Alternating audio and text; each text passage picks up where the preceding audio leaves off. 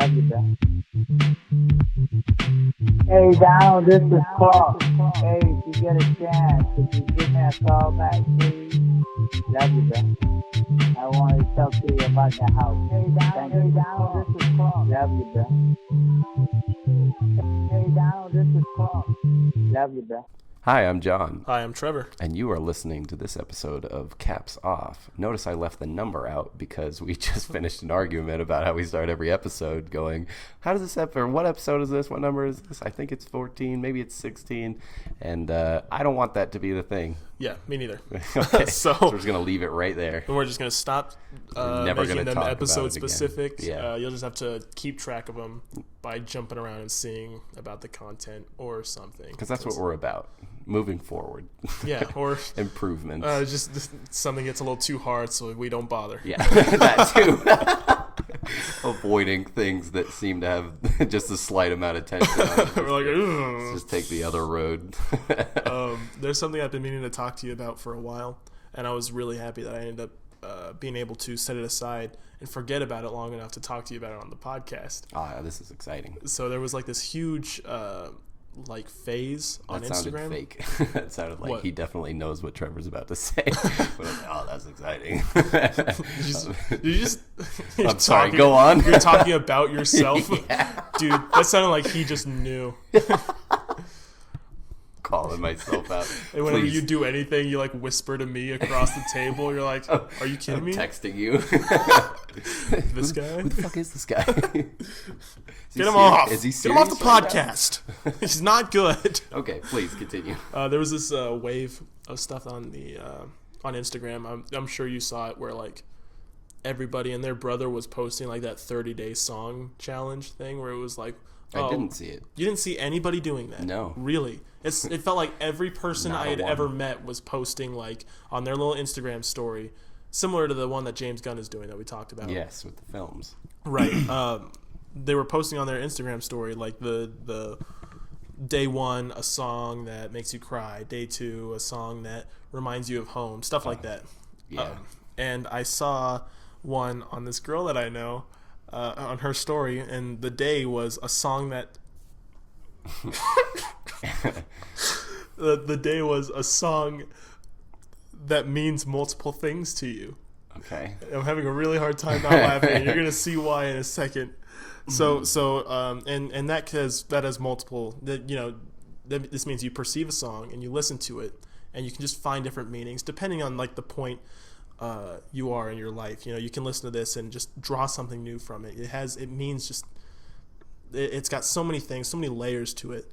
I think that's how you know you have a good song a lot of the times. I'm glad you said so. Oh, God.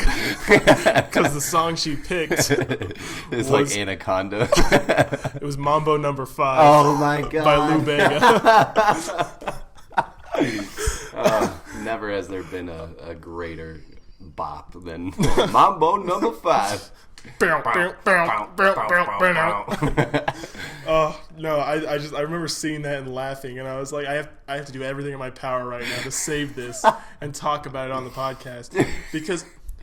Did she post like the description, like what? No, it was. Maybe I should ask her. I should text her now and be like, "Hey, I think about this a lot." Was she serious? Do you think? Definitely. Was the? Is this someone of importance in your life, or is this someone you follow that should it be obvious if it's a joke or not with this person? I know her well enough to know whether or not it's a joke, but aside, like that's like the height. Like I don't hang out with her every weekend. I don't think I've really talked to her in the past year or so. But like. But what you're saying is she would probably not be clever enough to jokingly put Mambo No. 5. I'm not saying that. She's got a decent sense of humor, but she definitely is not joking. Okay, every other day was like a serious suggestion. So for one to be like, Mambo No. 5. Does she go through like all these different partners? Like in the song. Huh. 1, 2, 3, 4, 5. She does. She does. Yeah. Okay. I was gonna name drop her, but now I'm definitely not getting gonna. Closer. we are narrowing it down. Yeah, she's had quite a few. That was like her shtick, her thing. Like how I joke a lot about my dead dad, my dead biological father. Her thing was like, haha, I'm a whore. But I mean, isn't that all of our things? For the last few months, I think she's been like, not few months. She's been trying to get into long-term relationships, which is good, I guess. But Mambo number 5 is not going to get her there any faster. It's the big shadow chasing her throughout every relationship. She's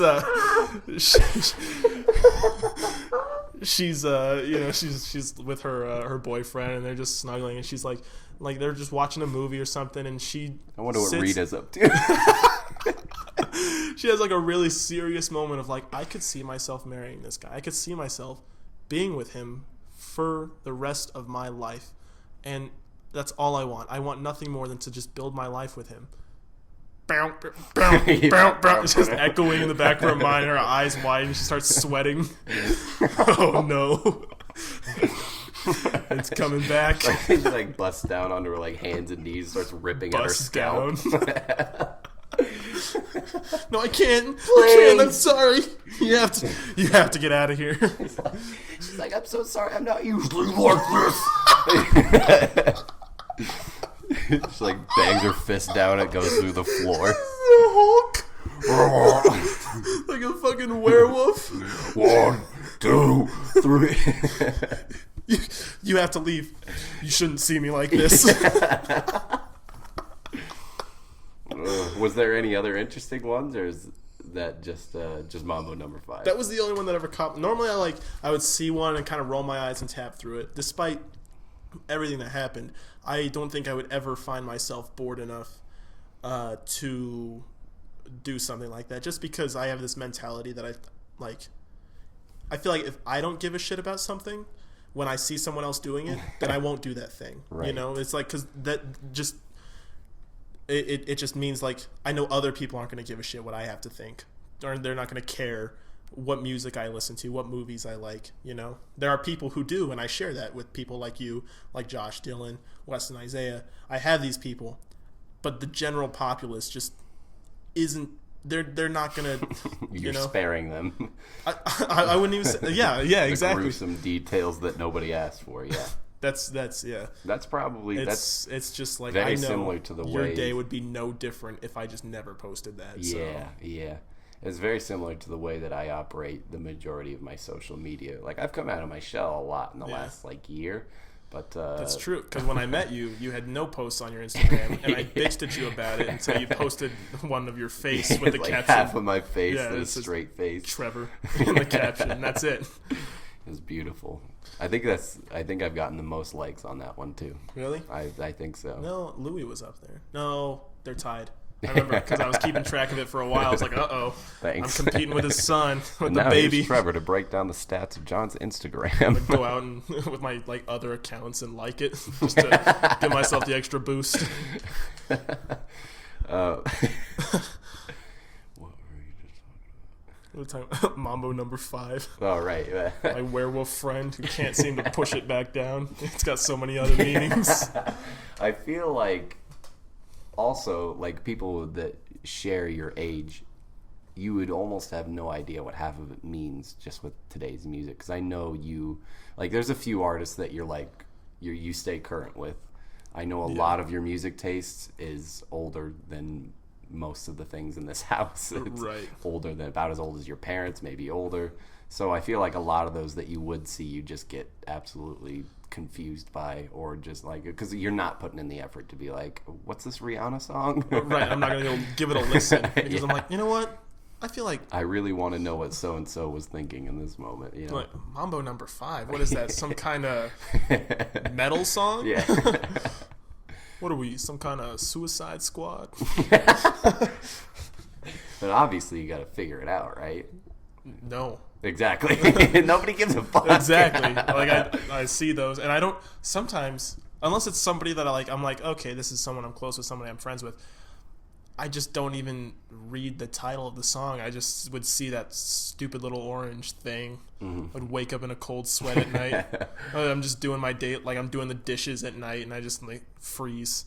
I think about that with all the different little things. So I know I would see that, and I just tap past it, not even put in the effort to read what the song title was. But there were a couple that I would read and be like, okay, I know that song, or I don't know that song, but I'm not going to go listen to it. You know, The movie one was wildly more interesting because it's being because hosted we like movies. by That's why. we like everybody likes movies. Everybody likes music. Well, true, but not everybody Checkmate, likes each atheist. other's music. I'd say a movie can carry more simultaneous fans than like a single artist can. I might be wrong about that. I think you're wrong about that. I think music can. Well, no, I think music can. You can put music in movies. You can't put a movie in a song. That's what music videos are. Also, they're kind of Okay. There's all kinds of stories. Think and about songs. Once Upon a Time in Hollywood, which you just got done watching in its entirety. Oh, it's a beautiful film. There's so many songs in that, right, which are reaching a whole new I hope audience. somebody just turned this off because they're like, God, they're gonna get into this again. But there are so many good songs in that movie, and in a lot of Tarantino movies, and in a lot of movies in general. But that one specifically, there are really well placed older songs, and there are songs in that movie that I only heard because I watched it. Right. But I'm not gonna listen. There are so few songs that I listen to, and I'm like, yeah, I should watch Breakfast at Tiffany's. You know, I should watch this movie because somebody mentioned it in a song. Well, maybe you don't. I feel like music is more widely released that way. I don't know. Maybe I feel like music reaches a wider audience than and is a little more can affect you a little more. Well, despite us digressing, it's still wildly more interesting to hear about what a director thinks about other movies rather than what someone who was in your sixth period thinks about this song. What the school whore thought. Yeah, what the thinks school about whore Mambo about. number 5. That was interesting, though. You have to give her credit. Like, no, I do. I definitely do. Brought up you know a great what? conversation here. Yeah, I got to give it to her. My hat's off to her. Caps off to her this week. Don't do it.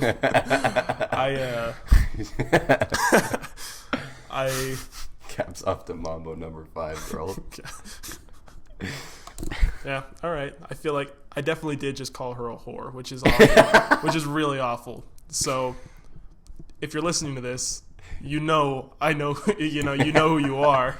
You know I know, and I know that you know that I know, and that's why this and episode Lou Bega is... knows, and so does Monica, Yeah. and Erica, Jessica, and Rita. And that's why this week's episode is dedicated to you because we've done nothing but call you a whore the last 10 minutes. And I'm so sorry for that. I know I haven't talked to you in so long, but you know what? I got a couple good yucks out of it. So now you just turn up the Mambo number 5 and keep going. just deafen out all the pain. With Mambo number 5. She can listen to it at multiple points in her life because it has so many different meanings. Yeah, if she leans into it, she might end up like Endgame Hulk and benefit from it, you know? Puts the whore with the music. Cardi B. Oh my God. See? It's possible. Oh my God. Put the whore and the music together. Now look at me. Best of both worlds. Drugging men and raping them. Oh my God. No, you are a perfect person to be friends with. You didn't even have to say to be friends with. I still would have agreed with you. Okay. Ease it up. It's just... Future Trevor, cut that. Absolutely not. He's on your side too. I'm answering for him. Yeah, you like grab his hand. No, leave it in. I know when I hear you say that, and I hear the interaction we just had when I'm editing this, I'm gonna roll my eyes. So, what I was trying to say is, you, I think, are a perfect person to have as a friend in this new town since I've moved here, because you've lived here your entire life. Right. And I couldn't ask for a better similar lineage because I've spent like roughly 20 years on this planet. You spent roughly 20 years on this planet. Yeah. If there's anyone who can give me the right like rat-a-tat on the information that I need, I can go to you. And it would be somewhat similar. Most of the things we talk about are pretty similar. Yeah, which is kind of weird that so many like we live the same life. Well, it's like I'm Trevor. Oh my God, I'm Trevor. Yes. Oh God, yeah. I'm perfect. The power. You start getting like all like really into yourself. Yeah. Oh my God, I can do nothing wrong. I am literally a perfect specimen of a human being. But I'm John Van Hook. Holy shit! I got reminded. Get us. I got reminded of something the other day, and I kind of thought, like, oh, so many things in our childhood were parallel. Yeah, that's what I was about to bridge into. It seems like, real quick before you start, it seems like we had like there were a couple things that you've tried to throw out at me and I haven't picked up on, but mostly it seems like your high school experience, despite happening 2 years before mine, we experienced a lot of the same things. Like, you're like, oh, that was a thing at your school too? I guess that was just nationwide. So, all right, go on. You noticed something? Well, we're going back even further. Uh-oh. To elementary school. I did play the bongo drums, yes. Oh, where did you go to elementary? Oh, that's a callback. Did you not? No, I didn't get it till just now. That's your story. Yeah. Why do I know your story better than you? Because you're perfect. You're right. Aren't I? It's such a stupid-ass look you just made when I said that. So what elementary school did you go to here? If you want to disclose that information, this is like, is that personal? This is like when the Senate or whatever, the Supreme Court was questioning Mark Zuckerberg, and they were like, "Do you mind telling us where you're staying tonight?" That actually happened. Yeah, why did they ask? I don't know. That? He was just like, "No, I'm not going to tell you that." So that's like, no, we're not going to come hurt you. We're not going to come into your room. Don't worry about it. Would you mind telling us which hotel you're staying at? Trevor, what elementary school did you go to? I went to Carmichael Elementary. Okay, and that's which one is that? That's the like one that's right down the street from right my parents' house. Yeah. Okay. Oh, by the way, I moved out. We'll get to that. Yeah. We're recording from my living room. Everything's about me. Isn't it?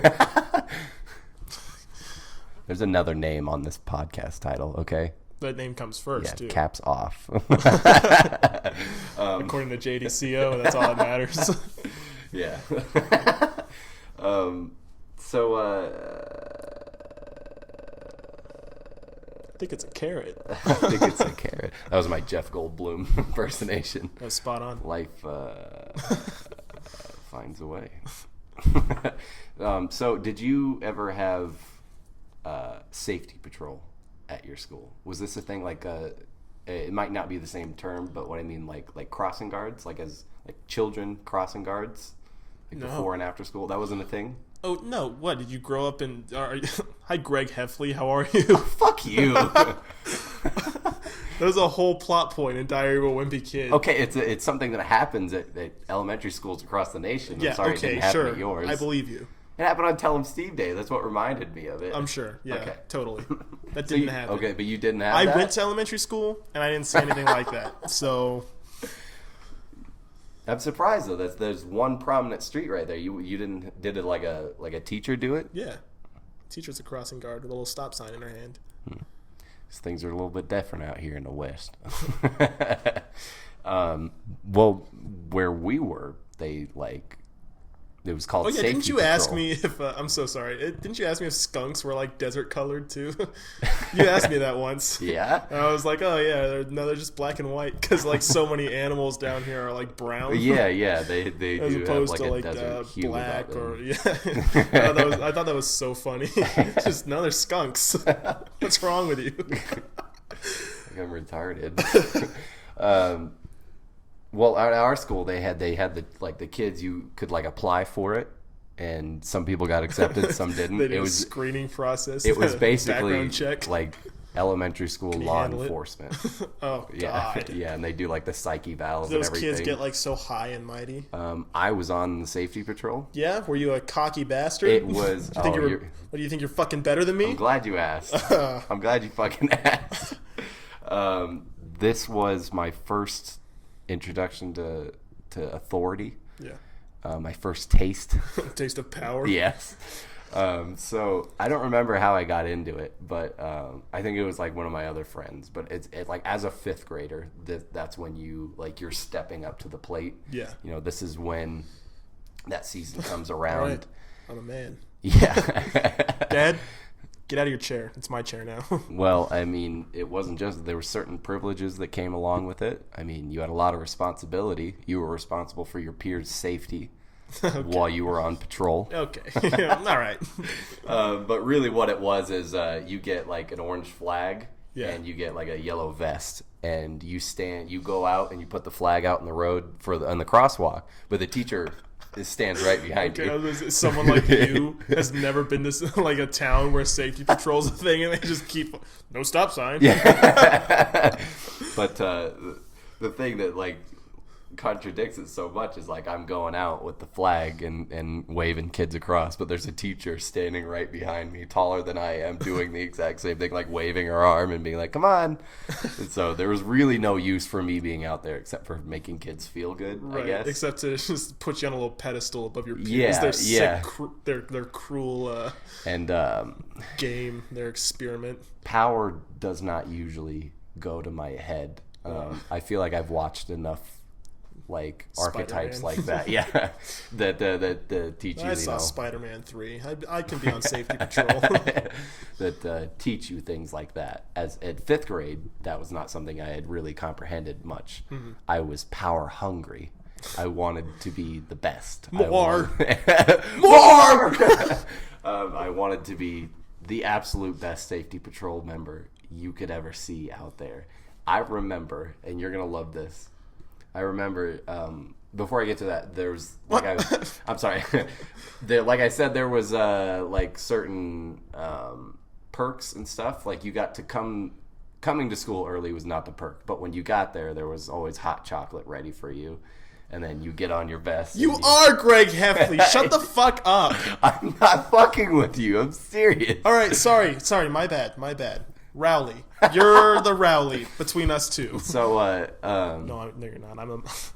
It's me and my mom. Oh, yeah. So you come in early, you get the hot cocoa, and then you go out, but you got to go to class late, and then you got to leave class early at the end of the day. Uh-huh. And that was the flex on all the other kids. Of course, I guess to go set up for safety. Yeah, of course, you had to be to school earlier than most kids, and you also left the kids after all of the other kids left. Yeah. So those were kind of the downfalls, but it's a responsibility. Yeah, of course. If you're going to have the power. Yeah. You accept the badge, you accept what comes with it. You load that 16 tons. You sell your soul to the company store. So this is what I thought you were going to love. I remember there was a specific locker that all the vests and stuff were kept in, and I showed up kind of late one day because my brother always woke me up before school, and he was late that morning. That doesn't sound like something the head patrol officer would exactly would do. Yeah. So I wasn't late, but when I got there, not many kids were there, but there was already one of the patrol kids was out, and I was the other, and so I went in. And I was putting on my vest late, and I was just beating the fuck out of myself about being late and being like this is not who I am. This is not what this vest stands for. God. I shit you not. Like, I was being so hard on myself. Get out of your own ass. I have a reputation to uphold. This is something that I think about every now and then. And when I think about it, I think back and I'm like, oh, fuck. Well, at least I've evolved. But I remember grabbing the flag, and it's just like a wooden dowel with like the orange flag that comes down. It says Safety Patrol. A lot of it's chipped off. You can't even read the fucking words anymore. I remember grabbing it and holding it like a sword in front of me. Do I deserve this? And quoting Anakin Skywalker. Oh my God. I'm so ready. I vow to be the most powerful Safety Patrol member that ever lived. And then I grabbed it and I went out, and I think like a week or two later, I just stopped doing it. I didn't want to wake up for school anymore. But it was just like the power in that moment. They're like, of, John, like, being you're a like, little "I'm late gonna today. be And you better." just like turn to yourself. My Shouldn't have eyes are done- yellow. I shouldn't have done that. It's not the safety patrol way. Yeah. I hate you. I will even become so powerful I will stop kids from getting hit by cars. The kids that I love. Did you ever hear the story? They tell the story now. Yeah. Did you ever hear the story of John Van Hook the Wise? He was the most powerful safety patrol officer this school has ever seen. But that's not the end of it. Not only did I stop going, but then I got ridiculed by the force. The force? Not like the guys. force, like the guys, yeah. The guys that stayed on. The boys in yellow. Yeah. The ones that had the brawn to show up every morning and hold their civic duty. I got belittled by them every morning. They would have to, you know how insulting it is to go from safety patrol member to just one of those guys getting flagged across the street? Is it? Do you have any idea what that does to a fifth grader's ego? I was broken. And I think that's when I became Darth Vader. This is your villain origin story? I think that's when I started being like, well, I guess now all I have left to do is smoke weed and tell cops to fuck off. That seems like a really well put together origin story. And now like you're a disgraced safety patrol officer determined to take out the safety patrol. And so now like the head safety patrol officer has to figure out who's taking out his men. And stop him. He's got to put a stop to it. God. Nobody steal that. Nobody steal that. We're going to make that a movie someday. The lady that was leading it comes back and just like, I've been looking for you, John. Well, you should have stopped. I think you're going to need this. I work alone now. I don't ever want to see those colors ever again. Yeah, I'll find you, man. But you're not going to like how I do it. I'm not living by your code anymore. Yeah. Safety's not a priority anymore. I run those Just kids patrol. across the street. Just patrol. Just walk around, tossing kids in the road. Fifth grade was a hell of a year, though. Oh, yeah? That's not the only fifth grade story I have in my set of fifth grade stories. Yeah. Oh, please go. Don't ever do that again. I in elementary school and middle school was a part of this thing that I'm pretty sure I've talked about before called Discovery. And it was like one of those like gifted student programs. Oh, yeah. I'm Trevor and I'm smart. I'm so perfect. Yeah. One of the shittiest things you could ever do to a kid is tell them they're gifted. Yeah. Because it literally does put you above your peers. It's like... I think I berated you that whole episode, I think too. you did, yeah. But like, I think more so than safety patrol. Like, it literally was adults telling you you're better than these other kids. It's so awful. And then you get to high school and realize you're no fucking different from everybody else. And they just put you on a pedestal for no reason because you can recognize a shape a little better than somebody else. You can be like, oh, that's a square instead of like some numbskull who's like, this is a triangle. And they're like, no, maybe next year when you're 3 you can figure it out. So anyway, retard. I was in Discovery and I found out. Okay, you discovered. I did discover. And the fact that you brought up that I've talked about this before on the podcast, I didn't remember. I don't remember talking about this, so now I'm scared I'm going to tell the same exact story twice in a row. But it's okay. Well, that's what the cut tool's for. No, but I was a part of that, and I found out years later from like this girl I was talking to. She was like, "Oh, you were a Discovery kid? God, I hated them." And I was like, "Okay, well, there were only 2 of us at my school, me and the famed." My best friend Matthew. Right. Yes. There were only 2 of us at my school, so and she told me what school she went to was a different one, and that was where the majority of the Discovery kids came from. And I found out they had like a clique there, like a little power group. And when other kids tried to talk to them, they'd be like you've got like your friend group and then like kids that you know because you were in the same class as them or stuff. If they were like, "Oh, hey John," you'd like turn your nose. You'd just be like, "No," like You don't, and then in class later on, you'd be like, come on. I was with everybody. So at your school, you were a small minority, but from the school that she came from, there was a lot. It was a lot more huge, there was prevalent. Like And seven it or wasn't eight, liked. 7 or 8 Discovery kids. Me and Matt, we just kind of, I felt like blended back in. Like our friends were not Discovery kids, So the people we saw 4 of the 5 days of the week were people that we considered ourselves to be a part of. Our classmates, our pals, our buddies. Our other best friend Damien was not a Discovery kid, and we would always just talk about like, oh, dude, we should get Damien in on that. And we can, Too bad he's stupid.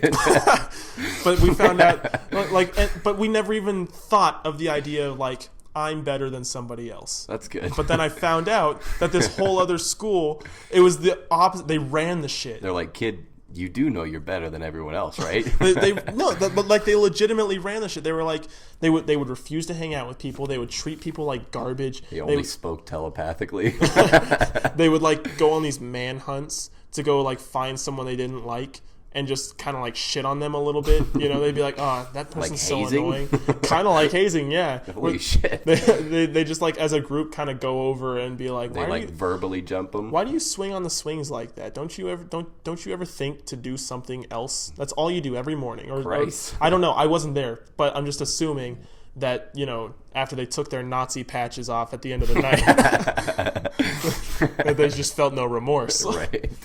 But yeah, that just kind of reminded me of there was a whole group in my school that was just literally the only point was to raise these students above other students. I mean, it's probably at the end of the day, it probably wasn't as political as I'm making it sound. It was probably like a legitimate, these kids are showing promise. Let's try and nurture that and see if we can, create honor students or whatever. And obviously it fucking failed because I was far from an honor student. Do you think the more successful ones are probably like addicted to snorting Adderall now? Well, okay, now that I'm thinking about it, I'm not afraid to name drop this guy, Steven Saunders. I would follow into a fucking war, dude. There's this guy. His name's Steven. A gifted. He is a gifted. And you trust him. I do, absolutely, with my life. Despite me not having spoke to him in years. I didn't even talk to him. How the tribe feels about him. We would talk in Discovery. We knew each other through that, and we didn't really fit in the same, like, we didn't hang out with the same people in high school. But he just ended up skyrocketing, like all honors classes, all good grades. He was he's like a really religious guy, but it's not obnoxious in any way. You just see him kind of like silently pray before eating his food, and then he eats and just keeps joking around laughing. He's so charismatic. And he was the student body president for my class senior year, and I wouldn't doubt if he's just the president of the United States someday. We had one of those. His name was Bobby Kemp, and he was the absolute Bobby, what the fuck? This Bobby, if you ever said Bobby, what the fuck, it's because he did like a quadruple kickflip or some shit. Yeah. Like, he was so cool. He was like a skinny mini too. Like, he wasn't like athletic or anything, but something about him was just like, there was this draw. He was valedictorian of my class too. Yeah, valedictorian of my class is someone I've never even heard of, but she was friends with Steven Saunders. So what's the other one when you graduate? There's salutatorian, like the second best. She in our class was someone that I had never even heard of before, and we don't even have that many kids in our class. Like, I think our graduating class was, I think it was less than 200. Really? Yeah, well, a lot of them dropped out. Mine was like between 500 and 600. I think. Really? Yeah. Wow. That was just the senior class. Yeah. Do you have a lot of dropout? I think so. Yeah. We had, I don't know if it was specific to our school, but I know our county in the state had the lowest or the highest rather dropout rate. Wow. Yeah. So look at me with a diploma. You made it. You never thought. You did it. Woo! Yeah, Steven Saunders. I would not be. If I saw an article tomorrow that said like local man. He didn't even go to a university. He just stayed here and went to Cochise College. Cancer. Local man cures cancer. Carries orphans out of burning orphanage. I wouldn't even be surprised. I'd be like, I bet you that's fucking Steven. I bet you I know exactly who that is. Someone with such a good heart and a good mind. I'm going nowhere in comparison to Steven fucking Saunders. He's perfect until he finally meets his match. And then they have a long, like, grueling battle in town square to find out that even after all the punches they've exchanged, they're still equal in power. Until Bobby Kemp rounds the corner and cracks his knuckles. Bobby Kemp is no match for Steven Saunders. Let me tell you right now. No, but together. Oh, okay. You on the thought same Cap team. and Iron Man were great. You just wait. I'm sure Bobby Kemp has it even out there too. It's Steven. It's not Cap and Tony. It's Peter and Harry at the end of Spider-Man 3.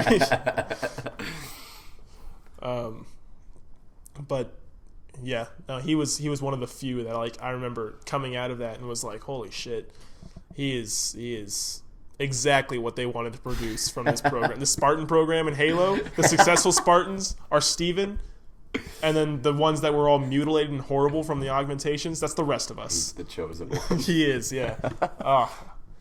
But aside from that, he didn't go to that clique school. But aside from that, it was a shit show. He went to your school? No, he went to. I don't remember. There were 5 schools, so there was mine, which had the smallest amount of people, and he was just, and then the other one, which had the most, and he was just one of the ones in between. But yeah, talk about like a superiority comp. Like, oh, I know, it wasn't even like it was like that Robert Pattinson meme. Have you seen that one where it's like, you think you're better than me? And he's like, I am better than you. That was the mentality. It wasn't, I think I'm better than you. They knew it. I think this is a little similar to the story you told. Is it? It's different still, though. What was the other one? I think the other one highlighted also on how there was this other group of the gifted that were a lot more into the idea. Shh, don't look at them. That's the gifted.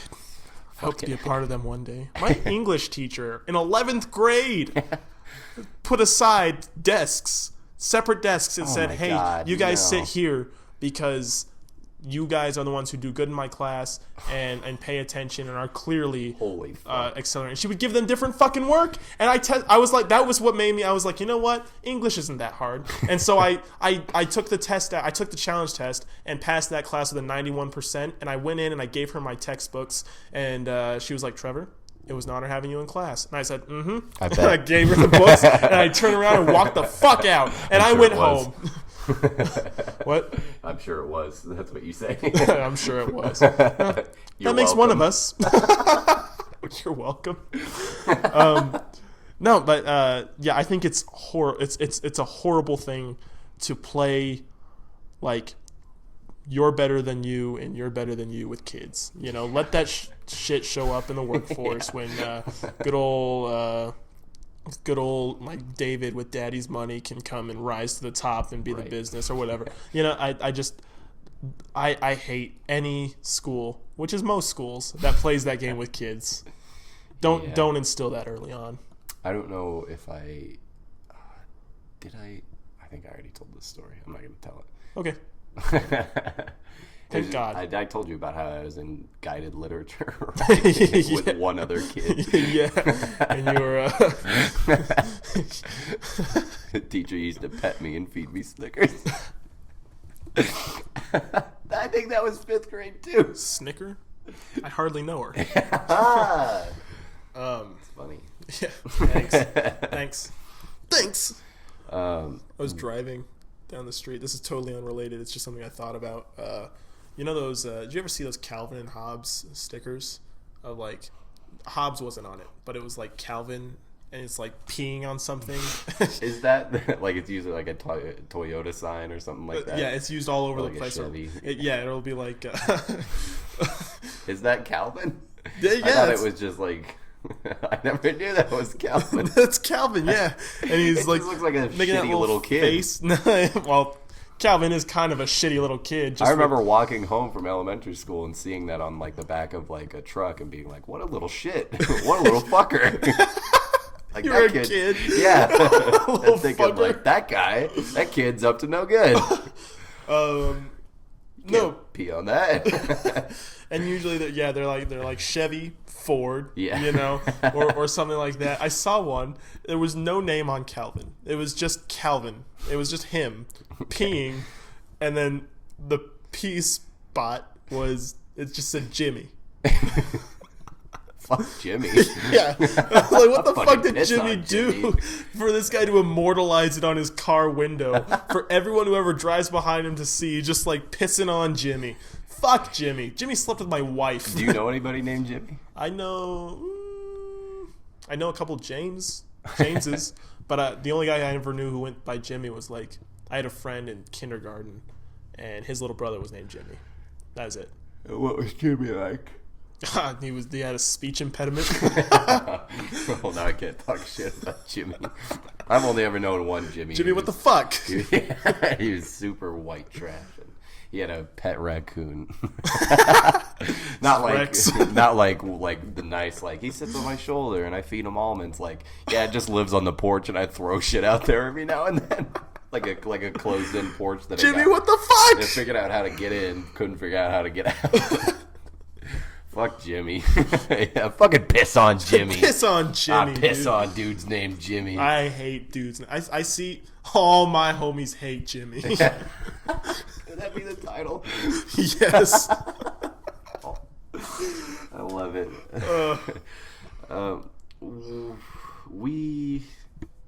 If you haven't checked it out already, there's in between this and the last podcast, 2 movies, minute-long films. Oh yeah, we did put those up. Written, filmed, starred, and directed. So what we by did? Yours truly. Yeah, we had like a little short competition between Dylan and Josh and me and John, where we all just kind of stayed home, didn't meet up with each other, and made little shorts that were just it was without the other members of the the film crew, and it was just had to be under a minute. Kind of got a little influenced by like the Film Riot film challenge that they did, but it's like a mix between that and our 48-hour, like what we had taken from the 48-hour film. Yeah, skills that we learned from that. And yours took a little more than just skills and took story too. Yes, because you built upon the background of your character, Ralph. I did a prequel. Yeah, and if there's anything I learned from Star Wars, that prequels are always better than anything else I've ever seen. No, which is translatable because I think I'm gonna Ralph. The movie is millennial,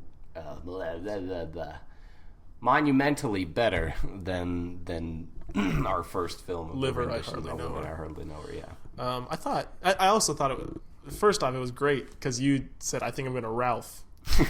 And mine was, I've got a bad peeling about this. We just couldn't fucking help ourselves. Right. I felt like I was really lacking in like how the film looks. It's really dark and nothing stunning visually, but the edit was really nice. And then we got Dylan's film teacher from Buena to judge it, and it was, I don't want to be that guy, but I'm going to be that guy because I feel like it's honest, I feel like it's real this time. It was so incredibly biased. It was so biased. Like Dylan's was like almost perfect rating because he was like, the story was great, the acting was incredible, the editing was better than anything I'd ever seen. It was hilarious. My kids laughed. I laughed. I shit my pants laughing so hard at Dylan's little I'm exaggerating to make a point. Dylan's was really good. Dylan's was but excellent. I felt like, and to Dylan's credit, he has said multiple times that he does not agree with the scoring that we got. Which, I mean, you got to give it to him. Right. He did a great job. It was great. All of them are really good. Yeah, I think the real hero of the weekend was Josh, because the film that he submitted was not even the actual film he was trying to make. Yeah, he gave up. He was like, you know what? This isn't coming out how I want it. And then he made another one in like 2 hours. But he wasn't going to, and that's what I love about it. He straight up told us he's not going to do another movie. That's true, and he still did it. And I think that shows so much about what we have in store for working with Josh in the future, because it took so little convincing to get him to just make another movie. And the next one he made was absolutely beautiful. And we're just gonna use that to our advantage and be like, Josh, hey, you know who Hitler is, right? Right? And you know Wolverine, the superhero? What if they were the same person? Dude, it wouldn't even be that bad. It'd be such a good idea. Just try it. Just try it. Chew on it for a bit. Coming this summer to Marvel's What Ifs.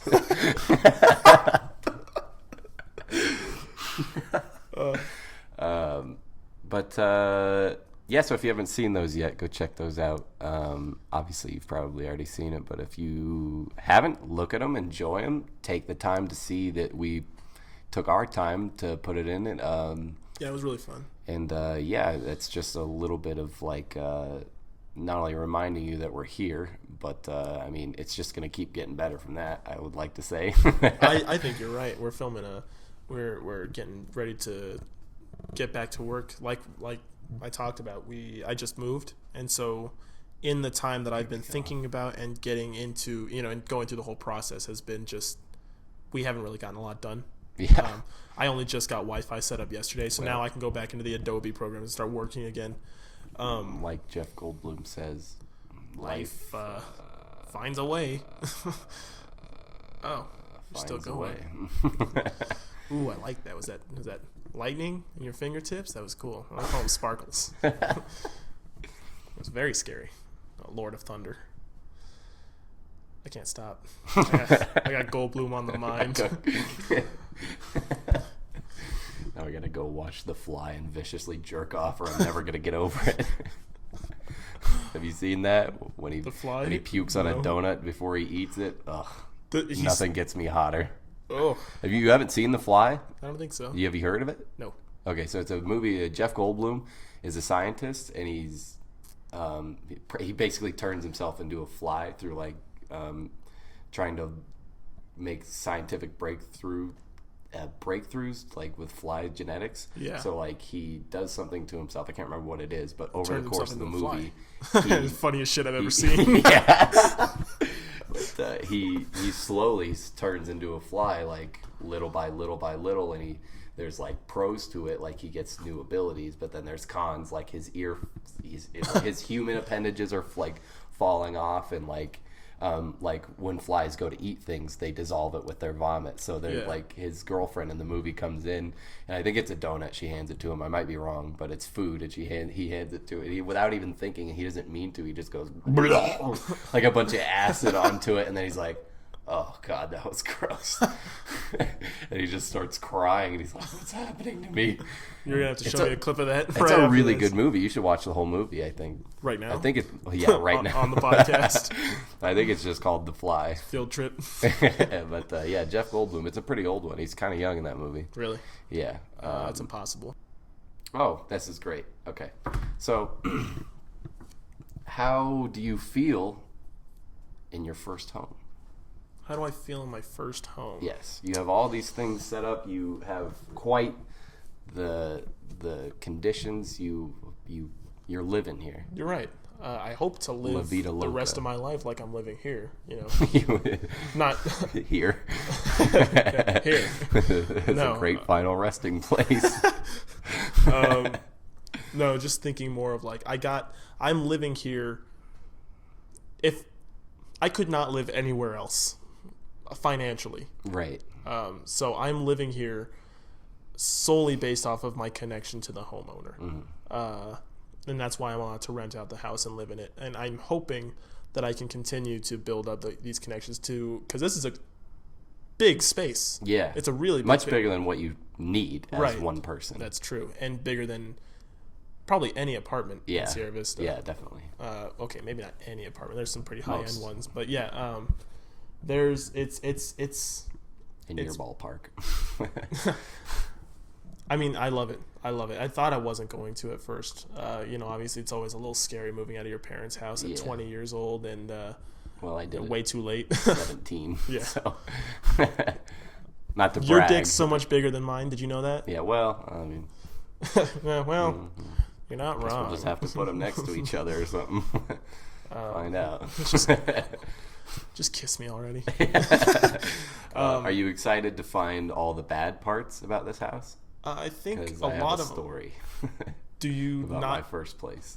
I mean, there's a lot that just show themselves right off the bat. Yeah. Am I wrong? Oh, look at that. Like the exposed wires and sockets on the wall over there, and the included free, totally non-commission art that you have on the wall that is that's like mine. I put that there. magic marker scribbles. Right.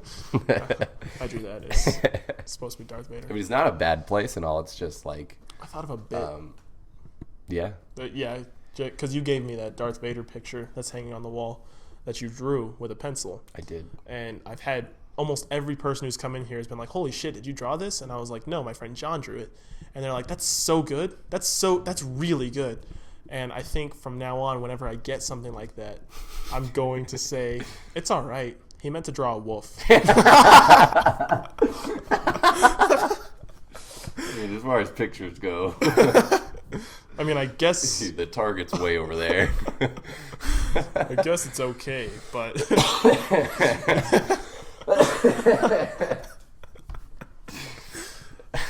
yeah, I do get to decorate the place with a bunch of cool stuff. All those things like popcorn buckets and cups that I've collected from movie theaters and movie posters and like pop figures and books and shit.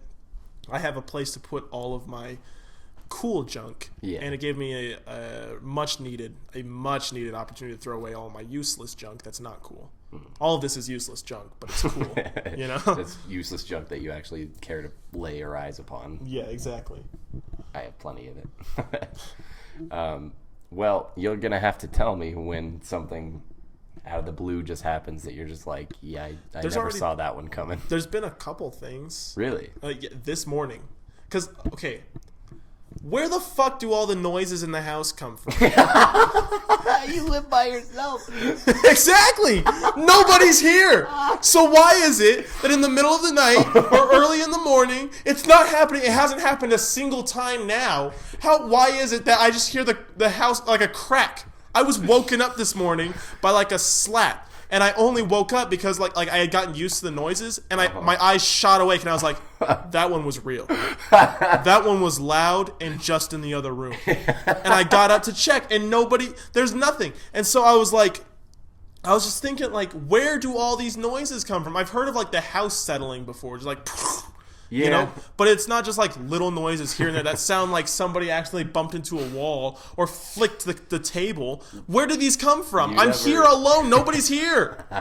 You never really know where they could be, because sometimes it's just the wind. And yeah, the house does kind of settle, I guess. There's a lot more things that move than you think would move on a house. Sometimes birds, just like my house now, birds just are fucking just like kamikaze dive bombing. I'm gonna cut out a good chunk of that. Just play this lightly over it. Or that song is low enough to mask them. You think they'll come after me legally? Definitely not. All of my John Gone West had music on them, and they're all still up, and I haven't even gotten an email they about. All have like 7 views each, right? Okay. Well, so sorry. Okay, well, we're not doing so hot here either. Caps Off is bigger. I'm pretty sure we have more views than we do have subscribers, though, so which is kind of offensive. If you think about it. It's like that post. It's like, hey, I noticed I have 530 followers, but I'm not getting 530 likes on my post. So who the fuck is being fake? Yeah, who the fuck are all you people? Don't follow me if you don't care about me. All right? My first house was not really... It was an apartment. It was technically a studio apartment, but that's because it was originally a house that people just sectioned off to be in smaller... Like basically a room, a person, plus a kitchen setup, plus a bathroom. And there was five in this big house. Oh, and we had the front one, and there was across the hall 2 up front, and then 1 that you could only access from the back door. And they were all using the same kitchen common area, or they all? No. Okay. They all had their like. I can't express how small each unit was, but each unit had a kitchen and a bathroom. No washer or dryer at all on the premises. The props was, since it was one big house, there was no way to pay your own electric bill or water bill, so utilities were all shared and included. Between you and people you didn't know. Yeah, but I paid my flat I paid like I think it was $450 or $475 a month to live in this one. Basically, it was like a living room. And it was not even the size of this room. Like, this is probably the living room and the kitchen, maybe a few inches added this way. Wow. And it was so small, and a lot went on there because it was the most, like, when you think crack house, like, if you look it up, you'll see me in the window waving at you. She's a crack. Ow. Ow. Yeah, it was insane to the point where I was just in town and I drove by the other day. There's still people just openly doing crack on the front porch. Really? Just like with their glass You fucking. said the other day? Or did I say the other day? Oh, okay. It's You like just a meant week like or the so last ago. Yeah, last time I was in town. In town of that place where I lived, Burlington. Okay, so that was forever ago. That was not a week ago. Okay. That was like a month ago, Yeah, 2 but months you know ago. how I talk. Well, talk better. I'm a liar. You know how I talk. Wrong. I only say things I don't actually mean. But so one of my favorite stories Oh, is that makes sense, because earlier you said I'm the perfect person to be friends with. yeah. One of my favorite stories is, so since we all shared the electricity, right? Yeah. Say if I was in my unit and I was using too much power, that would pop the breaker, right? Yeah. You'd blow the fuse. You'd have to go to the fuse box and switch it, which was in another person's apartment. There was one fuse box for every apartment. And if it wasn't that bad, she was deaf. Oh my god. You're deaf. kidding me. So you use the microwave and the vacuum, and you might be thinking, why are you doing these things at the... Okay, you have like... I'm not thinking that, because I realize... jog for a second that way and then turn around and jog a second that way. Like, you could only... Living on my own, I've realized that there's like a series of tasks that just have to get done. Yeah. And I usually categorize by like, while that task is doing its thing, I can work on this because I have time. Not to mention my old roommate, like a week or two into living here, my old roommate got kicked out by his parents. Okay. So we scooped him up, my current wife and I, because that's just who we are. And that was the biggest mistake in the world, because it wasn't even enough space for us. It was one room. But we lived on the bed. He slept on the floor next to the bed. And then there was for him. still room, surprisingly, it was a twin bed that we slept on. But still room for like a TV and a coffee table. But so running the microwave and the vacuum and the power goes. Yeah. And I've had to do this before, and it's worked before, to where I have to go across the hall. And the first time I freaked out, so I was like, where the fuck's a fuse box? I called the landlord, and he was an absolute slumlord in the perfect sense. And he basically just said, yeah, just ask your neighbor. She's fucking deaf. Just ask her with your words. And like, he hangs up, be like, sucker. Yeah. He had to know too. Unless he didn't. Like, he had so many units around How town. would he not know she had to buy it at some point? I'm almost positive he didn't know who he was talking to when I called him. He was just like, this is just one of them. One of the crackheads. But I deserve my respect. Yeah. He was a fucking dick. But so before, I've had to go over, and she had a boyfriend who wasn't there a lot because he was a methy guy, and he came and went. And the thing that always got me about him is he had one leg that was shorter than the other. So how much shorter? About like half a foot, like 6 inches at least. 6 inches. That's not what you're holding up in front of me is not 6 inches. That's 6 inches. Shut the fuck up. That's a big difference, dude. That's a huge difference. Like half a ruler at least, and you can see because he has one leg fine. Yeah. Another leg. He had one of those boots. Looks almost exactly fine. Matching shoes, except one of them had like almost like a styrofoam cooler under it. Yeah. One of those. Make it even. I've seen those. I felt so bad for him, but was his name Xavier?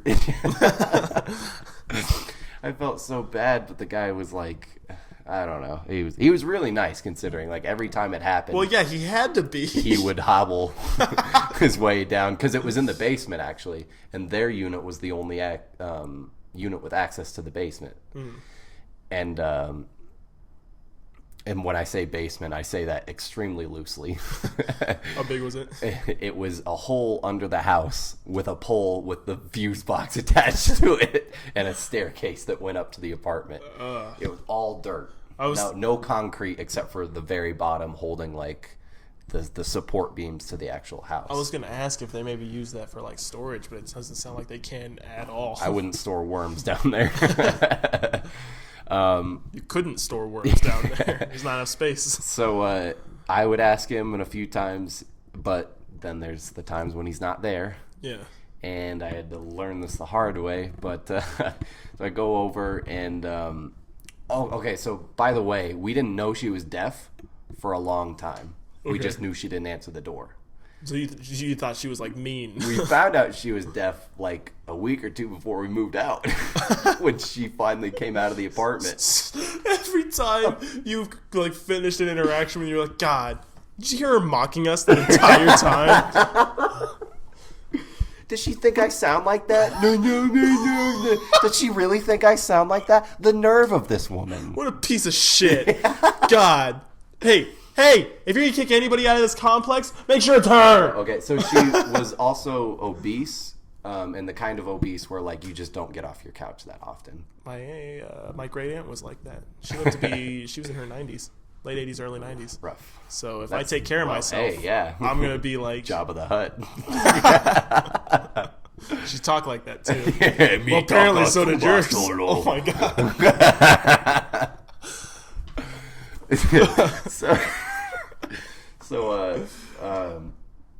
So I would bang on the door and bang on the door and bang on the door, and I didn't know she was deaf until eventually. But why is that funny again? That's just the visual of you. I would stand out there for so long that the lady up the stairs above her would come out and get pissed at me because I'm knocking. She's just sitting twisting a Rubik's Cube or some shit, doesn't even know, has no idea there's somebody there. And the lady upstairs would come out and yell at me because I'm still knocking, and she'd be like, "She's not there." And it's like, I can hear her television. I know someone's in there. So... after a while, the boyfriend stopped showing up, and that's only relevant because eventually Alyssa and I just decided to say she was dead. Because the whole apartment had a smell to it already, and I was like, that could easily explain the smell if she was just dead in that apartment over there. Yeah. And she never answers the door, and we haven't seen the boyfriend in months. But so one of these times the power went out, and I'm like, fuck, we can't just sit here in the dark and none of my shit works. The landlord's not helping me at all. So I'm like, maybe there's... breakup. I signed a breakup. Maybe there's like a cellar. Like cellar access. Like you go out and there's like cellar? Big doors. I hardly know her. Shut the fuck up. Like storm cellar doors that I could open up and get down. Yeah. And I went around the house 3 times. There's no cellar doors. There wasn't even like a window that I could have kicked in to get down to the basement. Mm-hmm. What there was is a shovel, a panel that was like, because like the house was white and it was all paneling like siding, like the plastic siding that's on the outside of houses. Yeah. It's like white siding, and then there's just a square that's plywood, obviously plywood, but painted white. And I'm like, stealth 100. So I go over it, and it's got screws into it, keeping it to the building. So I went back in my apartment, got my screwdriver, came back out, took them off, only to reveal like a dark tunnel of dirt and then cobwebs and shit. And I'm like, well, if this doesn't go to the basement, I'm going to be really fucking mad that I crawled under this house. And much to my surprise, I got Alyssa on the phone. I had a Bluetooth. Yeah. I put in my ear, and I called her and put the phone in my pocket so she could be my eyes in the sky. Your oracle. Yeah, she was my oracle. So I'm crawling through this thing, and I eventually reach an opening, and I have a flashlight because the light's not on down there, and I see where it goes down, and then I see across the way some stairs.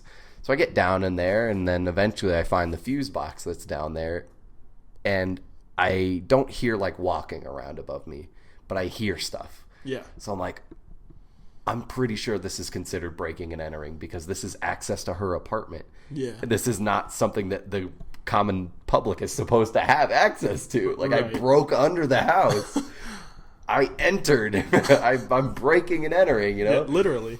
And so I'm like trying to be real quiet. I'm freaking out. And I'm like, there's a fuse box in front of me. There's a bunch of switches. Not one of them's labeled. Ugh. So what are my options? I can flip all the switches and just surge the entire house. And all these people's apartments are going to be like, until I figure out, like, until I'm on the phone with Alyssa, like, is that ours? If you popped a breaker, wouldn't you see which one was off? I think so. I don't know. Maybe this one. You wouldn't just fix that one that was off? You'd think so. I don't know. I remember looking at the thing and being like, I don't know which one of these is mine. It wasn't your first experience. Yeah. Like you knew what you were doing. Yeah. Okay. It had to be before I had a better idea of how a fuse box worked. Now that I've had a few houses to get familiar with one. But that was the only house I've ever lived in where I blew it. Yeah. I've never been able to do it before. But you tried. Yeah, you got the vacuum, the TV, the fucking microwave, another vacuum, the radio. They're all just blaring. But so that's basically what I did. Is I hit a switch, nothing happened. Alyssa said it wasn't the power in our apartment, so I'm like, fuck. Switched it back, hit another one, nothing happened. Switched it back. Eventually, I found my own. I think I only hit like one or two. I didn't go through the whole board. The whole board. Yeah. To fucking get to the right one, but eventually I did and crawled back up, and that was it. No one ever knew. No one ever fucking knew. And I remember Alyssa and I had to go watch my parents' house one time, and our roommate did the exact same thing, and I'm like, this is what you gotta do, man. he just got so pissed. But sure enough, he sent me a picture a little bit later covered in dirt and cobwebs. And I was like, did you get it? He's like, yeah. But I had to do that a few times, and it wasn't always Alyssa. Like, I would always make one of my friends stay up and do the thing. But the funny thing about the roommate, or not the roommate, the neighbor across the hall, we thought she was dead. And so one day she walks in, she's like, hey guys. I'm good. No, she's talking normally. She's fine. Not only is she alive, she can hear just fine. It's when you start talking to her a lot that she's like, oh, I'm deaf. And walks back inside, and you're like, yeah, I guess she's deaf. So we, it was it's prom time. And I was going to ask Alyssa to go to prom with me. Oh. And I couldn't figure out how to do it. Can you go fix the breaker? It's written on the breaker. Yeah, she'd be so fucking pissed. She never had to do that, but if I ever told her this is what you got to do, she would not have done it like our roommate did. She would have broken up with you before she had to go down there. Well, no, she probably just made me do it. She would have waited in the dark until I got back. But I sent her on a scavenger hunt around town. I had my friends wait at locations that were familiar to both of us, and they'd have a sign or an item or something, and she was looking for the key to the apartment because she got off work and she got home, and I was on the other side of the door, and she didn't notice that morning I took her key off the ring. So she's locked out, and I'm on the other side of the door holding it so she doesn't try to bust it down or anything. But eventually I see through the curtain she goes away and she does the whole thing. But the thing that was funny is I was like, well, how am I gonna ask her? There has to be a line. It's always something kitschy. So I wrote on a big sign that when the last stop was the key, and then she can go home. And then when she came in the door, I was there holding a sign that said, I'd be as dead as our neighbor if you didn't go to prom with me. And she did. So all right. But and then she came out one day right before we moved out Turns out she's just deaf and fat. Which you might as well be dead, right? Yeah. Whew. If I lost my hearing, put a fucking bullet in me before I get fat, dude. I'm not sure where the correlation is. Like, my sister was asked to homecoming by a guy named Ronan, and he wrote on it like a sign. He asked her. It had like footballs. Hang on, I'm sorry. I haven't told the story in a while. It had like footballs and basketballs and like baseballs and shit on it, and it said, "Will you ball at homecoming with me?" And she was like, "Oh, take these nuts to prom." Yeah, it was something like that. Something like yeah, I want to ball at homecoming with you. And they were just like, yeah, we're balling together, you know, with little sports couple. And she thought he was hideous, you know. But so she made it really clear. She was like, I'm not interested in you romantically, but I can go to prom, or I can go to homecoming with you. And he was like, okay, great, I'll pay for your ticket. And she was like, you really don't have to do that. I can pay for my own. It's not a romantic thing.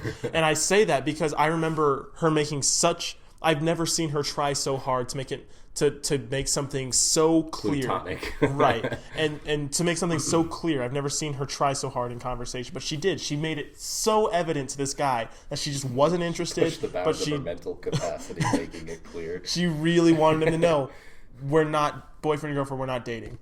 And he tried to hold her hand and kiss her at homecoming, and she told him off. And I went to the bathroom with my date. I mean, she didn't come in with me. You know? She had to hold it for me. I put my hands behind my head like you do right now. But it wasn't because she was helping you. It was because you got the zipper stuck at the bottom. And you're like, I just can't get it. You know, the zipper's stuck downward at the bottom. Yeah. But no, I went to the bathroom, and when I walked in, I heard somebody crying in the stall. Oh, no. And it was him. Oh, no. He was bawling at homecoming. Him and his family talked shit about her on Facebook. His mom said his mom said on like in a Facebook comment, she was like, we thought he found the one, but it turned out she left him hanging like a pair of holy pantyhose. What a family. Yeah, they were fucking weird. But I think that brings us. He built that up to her so much. Oh, probably, yeah. She literally said, "We thought we found a good one," or "We thought we found the one," or something like that. According to his parents, they've been together for a while. He'd been crushing on her since middle school, and he was like, "We've been dating since middle school. You guys can meet her this weekend." Yeah. And the whole time, because it's like that South Park thing where it's like, "Yeah, we're gonna go talk right now." Runs up to the room and he's just like writing about her. Yeah, and that was like sophomore year, so I was still living with my parents, and they gave us a ride. And so like when I took my like little homecoming pictures with my girlfriend, they were also taking theirs at the same place because they all lived together, like similar areas. And they, I remember his brother the whole time. His little brother was there, kept like trying to sneak up behind me. I don't know, to like he was gonna tackle me or like try and wrestle me or something. I just turn around and he'd like be like, "Ow!" And this was not like a little kid. This was like a 12-year-old. This was like a 12 or 13-year-old to my 15-year-old. That sounds about right. Yeah. He was wanting a piece. But I think that brings us to a nice close. I feel good about this one. Me too. All right. It's been great. We can shake hands across this table. It's a lot longer than we're used to, but I like this. I like recording in here. I feel good. Hell yeah. And we will see you next time. Adios. Just hope you can find the fuse box. Yeah. Love you, bro. Hey, Donald, this is Clark. Hey, if you get a chance, could you give me a call back, please? Love you, bro. I want to talk to you about the house. Hey, Donald, this is Clark. Love you, bro. Hey, Donald, this is Clark. Love you, bro.